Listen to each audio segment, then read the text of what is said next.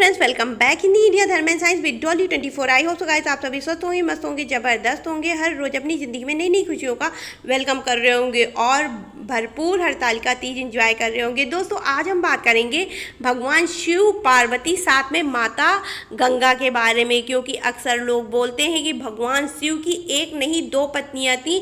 भगवान जो है माता पार्वती के अलावा माता गंगा के साथ भी थे। क्या ये बात सत्य है, सही है? इसी पर थोड़ी सी चर्चा करेंगे गाइज। लेकिन उससे पहले यदि आपने मेरा चैनल अभी तक सब्सक्राइब ना किया हो तो प्लीज़ सब्सक्राइब माई चैनल। दोस्तों, भगवान शिव और पार्वती का मिलन ही इस संसार के कल्याण के लिए हुआ था, इस संसार के भले के लिए हुआ था।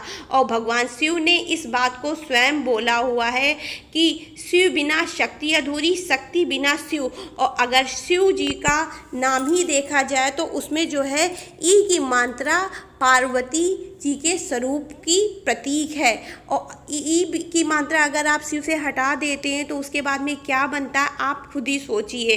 इस वजह से शिव पार्वती का मिलन अपने आप में इस प्रकृति के लिए वरदान है और जन कल्याण के लिए, भले के लिए हुआ।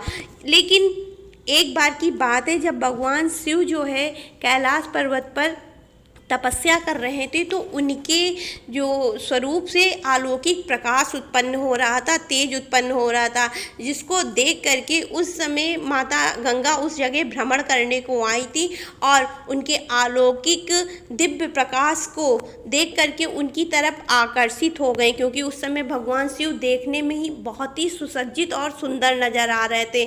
तब माता गंगा उनके पास जा करके उनके प्रकाश की ओर मोहित होकर के जा कर के बोली कि हे प्रभु, क्या आप मुझे अपनी अर्धांगिनी के रूप में स्वीकार कर सकते हैं? मैं आपको देख करके अति उत्साहित और मोहित हो चुकी हूँ। क्या आप मुझे अपनी प्रेम संगनी बना सकते हैं? तो उस समय भगवान शिव ने माता गंगा को बहुत ही सरल और साधारण शब्दों में कहा कि हे देवी, मैं किसी को भी अपनी अर्धांगिनी के रूप में स्वीकार नहीं कर सकता हूँ, क्योंकि मैंने अपने संपूर्ण जीवन के लिए माता सती को चुन लिया है। और जब तक इस सृष्टि में जीवन का संचरण होता रहेगा, लोगों में जीवन रहेगा, तब तक सती ही मेरी जो है जीवन अर्धांगिनी रहेंगी, मेरी जो है पत्नी के रूप में होंगी।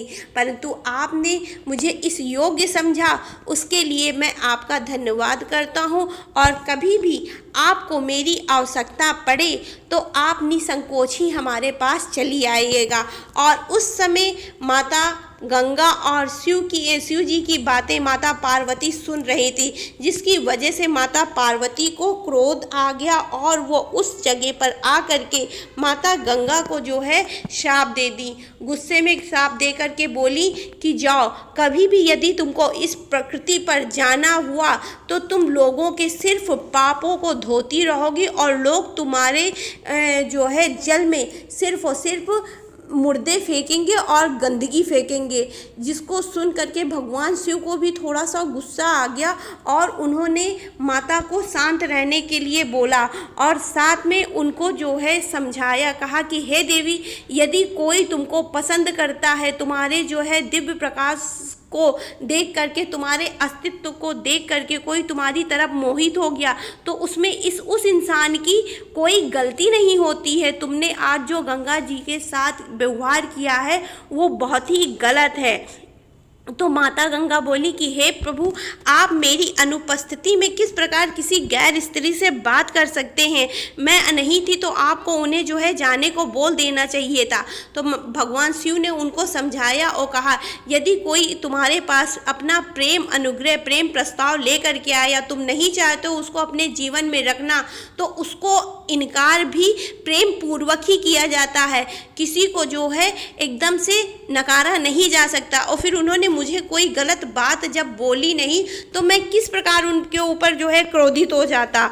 और यदि तुमने हमारी संपूर्ण वार्ता सुनी होगी तो मैंने उनसे यही कहा कि मैंने अपने संपूर्ण जीवन के लिए माता पार्वती को चुना है और जब तक इस सृष्टि में जीवन का निर्वाह होगा, जीवन लोगों में रहेगा, तब तक माता सती ही शिव की शक्ति के रूप में जानी जाएंगी। तो उस समय माता सती ने जो है माता पार्वती के रूप में जो कि जन्म हो चुका था उनका, उन्होंने गंगा जी को एक प्रकार से श्राप दे दिया था। इस प्रकार से यहाँ पर एक कहानी का अंत तो हुआ, परंतु जब सृष्टि पे गंगा जी की ज़रूरत हुई, प्रकृति पर गंगा जी को लाने के लिए भागीरथ ने तपस्या करी। उनको जो है ऋषि मुनियों ने कहा यदि आप अपने पितरों की आत्मा की शांति चाहते हैं तो आपको गंगा जी का आह्वान करना पड़ेगा, उनको इस सृष्टि में लाना पड़ेगा।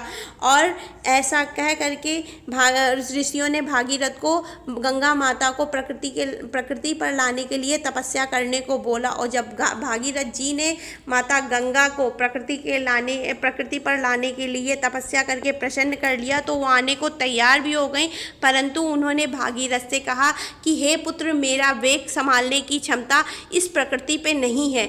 यदि तुम भगवान शिव से अनुग्रह करो कि वो मुझे अपनी जटाओं में स्थान दे दें, तब मेरी एक धारा जो है इस प्रकृति पे जा करके लोगों का जन कल्याण कर सकती है, लोगों के पापों का नाश कर सकती है। तो माता गंगा के कहने पर भागीरथ जी स्वयं जा करके भगवान शिव के सामने अनुग्रह करा, विनती करा, उनकी तपस्या करी, पूजा अर्चना करा कि हे प्रभु, आप माता गंगा को अपनी जटाओं में जगह दे दीजिए और वो जो है अपनी एक धारा से इस प्रकृति का, इस सृष्टि का कल्याण करें, जिसकी वजह से माता गंगा भगवान शिव की जटाओं में आई।